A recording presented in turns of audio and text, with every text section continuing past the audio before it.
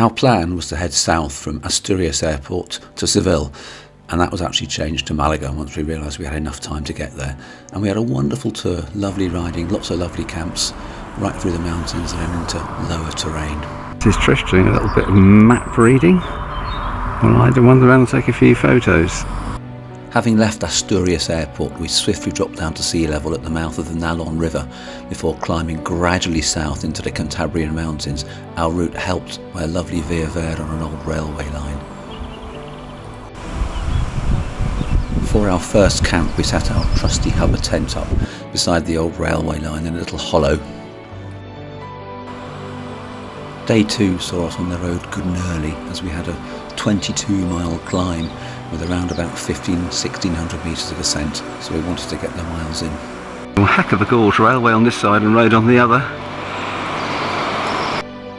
After many lovely miles on the Via Verde with tunnels and cuttings, we gradually came out and went through some stupendous gorges up into the higher reaches where we could see snow-capped mountains beyond. It was mostly easy going, but a steep gradient. How you doing? Okay.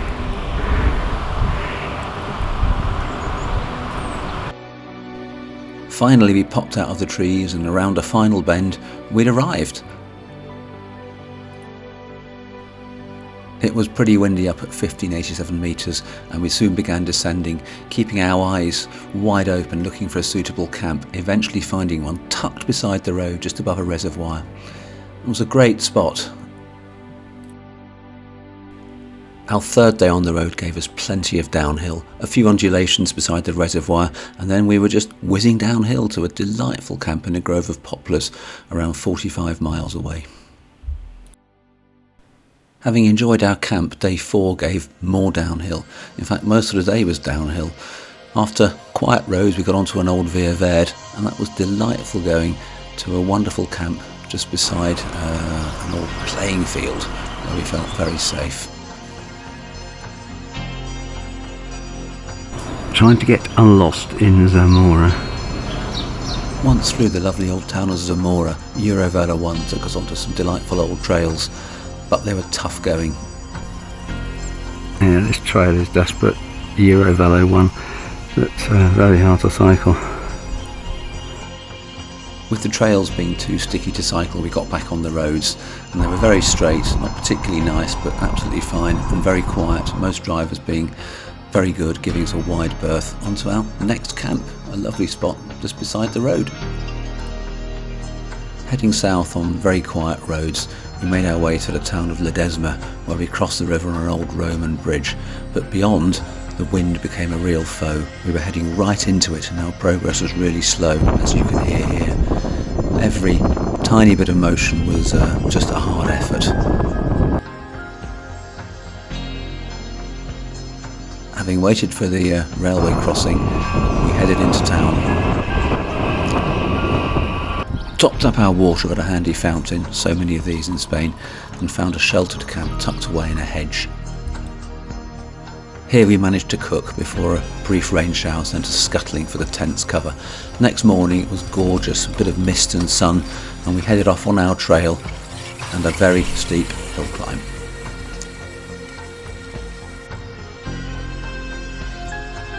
Once up, we undulated our way along lower lands, heading towards the Gredos Mountains, which we could see through gaps in the clouds, the snow-capped 2,400 metre peaks looking like a formidable barrier. In the town of Bejar, we found an old Via Verde, which we were to follow for the next 70 miles or so, the route being gently downhill. We made very, very good progress, really enjoying our miles, the gravel crunching satisfyingly under our tyres. We pitched our tent in a hollow, out of the wind. We regretted not continuing further on the railway because the next day the rain was terrible, pouring rain, and we got absolutely soaked as we headed south. Gradually it brightened in the afternoon and we stopped in a hostel in Canaveral. Day 9 was a Saturday and there were plenty of motorbikes on the road, but thankfully not many cars.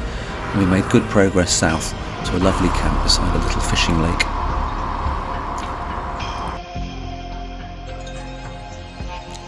After a quiet night in camp, we got onto the roads, and they were very quiet roads, very frequented by cyclists, and for one section, for 10 miles, which I checked using my cycle computer, we actually only passed 2 bikes and 1 motorbike, no mechanised vehicles at all. But unfortunately our camp that night was the worst of the trip, next to a very busy road, which you can see here, and all night trucks passed, and it was quite a noisy night's camp. For our 11th day on the road, we got strong sun, which was nice after a recent windy and wet weather, and we headed gradually southeast on lovely quiet roads, undulating through sleepy towns and huge fields which stretched to the horizon on both sides, mostly wheat, but occasionally there were large groves of olives too. And we got to our best camp of the trip, tucked beside a lovely little stream which we could use for washing our clothes.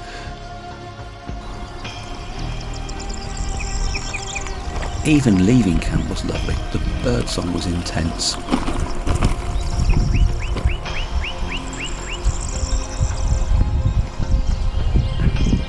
Soon we were heading back up to the tarmac road, with plenty of signs for what we think are lynx. I think it means lynx or wildcats, but we're not sure. Now back in Andalusia, the terrain became much steeper as we headed through the Morena Mountains, and we kept our eyes searching for a lovely wild camp, and soon we found one. It was through a tied up gate, and we found a delightful little hollow between trees, and we had a really quiet night.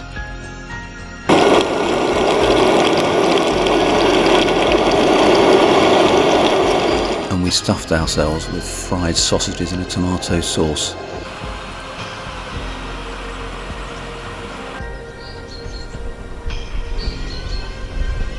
We dropped out of the mountains on lovely winding roads, birdsong in the air, and then we were on long straight sections to perhaps our worst camp of the trip.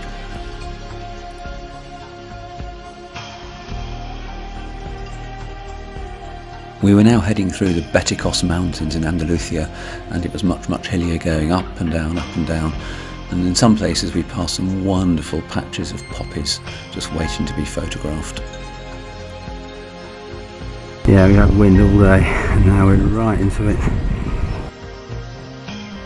The wind was brewing, and it was a very strong headwind that we were right into, and as we were looking for camp, we decided we had to be in trees. We dismissed some eucalyptus and headed into this pine forest, where actually we got out of it for a lovely camp.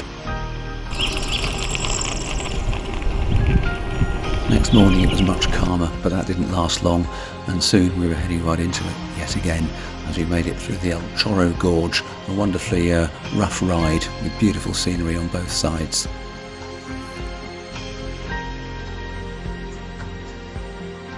For our final night, as we neared Malaga, we decided to opt for an Airbnb, and it was a very cheap one, and Trish didn't like it very much, but it was fine.